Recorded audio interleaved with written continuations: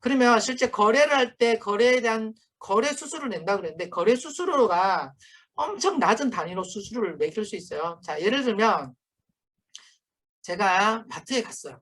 근데 마트에 보니까 맛있는 껌이 있어서 껌을 사 먹는데 껌이 500원이에요. 그런데 껌을 사 먹으려고 500원을 결제를 하려다 보니까 이걸 카드를 주려고 하니 이상하게 배보다 배꼽이 더 큰 것 같은 느낌? 응. 실제 세금이 더 많이 날 것 같은?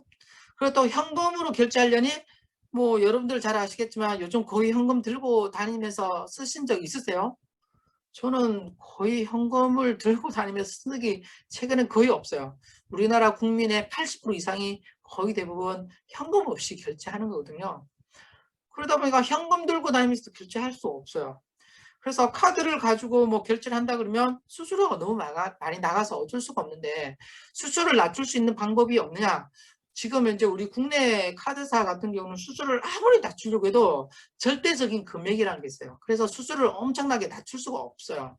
자, 그런데 이 비트코인부터 시작해서 이 블록체인에 있는 코인들은요, 마이크로 페이먼트라는 시스템이 지원이 가능해요. 여기서 말하는 마이크로 페이먼트라는 것은 뭐냐면 0.00001원 이런 식으로도 결제가 가능하다는 거예요. 아주 작은 단위의 금액도 결제가 가능한 게 바로 블록체인 쪽의 코인들이라고 보시면 돼요. 그러다 보니까 일반 시중에 있는 수수료보다 엄청 낮출 수가 있다는 특징을 가지고 있어요. 그러다 보니까 당연히 이런 비용 절감이라는 부분에 있어서 아주 획기적으로 다가올 수 있다고 보시면 되겠습니다. 그 다음 위험 감소라는 게 있습니다. 조작이 불가능하다는 얘기가 있어요. 자, 이게 왜 불가능하냐? 자, 예를 들어 볼게요. 현재 제가 여러분들에게 인공지능 글을 올려주세요. 그리고 여러분들에게 다 보내고 받은 다음에 블록 하나를 저장시켰어요. 자, 이번에는 제가 블록체인 글을 올려주세요 라고 했습니다. 그럼 블록체인 관련된 글을 올려서 저장했는데 첫 번째 블록과 두 번째 블록을 체인으로 묶어요. 그러면 이렇게 묶어대면 묶는 게 끝나는 게 아니라 이 묶었던 이 내용이 데이터베이스라고 그랬잖아요. 블록체인 데이터베이스. 자, 이 블록체인 데이터베이스를 내 PC에 저장을 합니다. 그런데 내 PC만 저장하는 게 아니라 내 PC에 저장한 것 동시에 여러분들 글 올려주셨던 여러분들에게도 다 이 블록체인 데이터베이스를 다 보내요.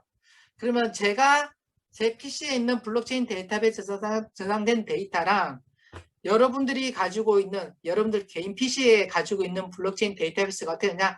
다 똑같아요. 데이터베이스가 한 사람만 가지고 있지 않고 모두가 다 가지고 있는 거예요.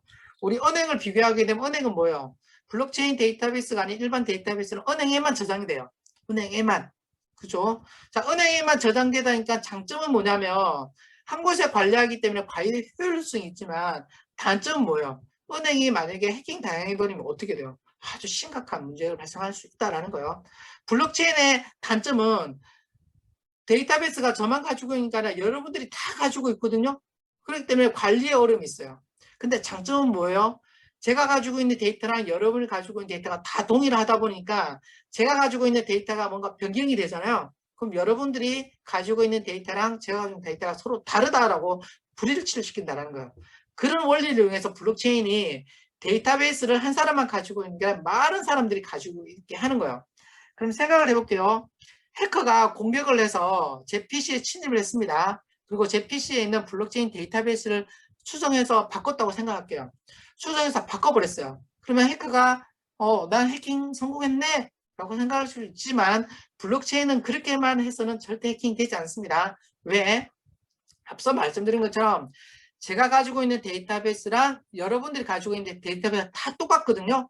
그럼 10명이 똑같이 된 데이터베이스를 가지고 있는데 제 PC를 누군가 해킹해서 데이터베이스를 바꿨다라고 하면 이 해커는요. 제가 가지고 있는 데이터베이스랑 여러분들이 가지고 있는 데이터베이스가 서로 다르다 보니 저를 밀어내버려요. 저를 밀어내요. 저 사람만 이상하게 데이터베이스가 다르고 우리 9사람은 똑같네? 저 사람은 가짜야? 라고 해서 밀어버리면서 실제 이 네트워크에 참여시키지 않고 배제시켜버려요. 그러면 해커는 어떻게 돼요? 제 PC에 일단 공격해서 데이터베이스 조작했어요. 그러면 9번째, 10명 중에 9번째인 사람 PC에도 같이 침입해서 수정해야 되고요. 8번째 사람, 7번째 사람, 5번째 이런 식으로 모든 사람에 있는 PC를 다 해킹해야지만이 다 바뀐 거잖아요. 그러면 이제 해킹이 성공한 거예요.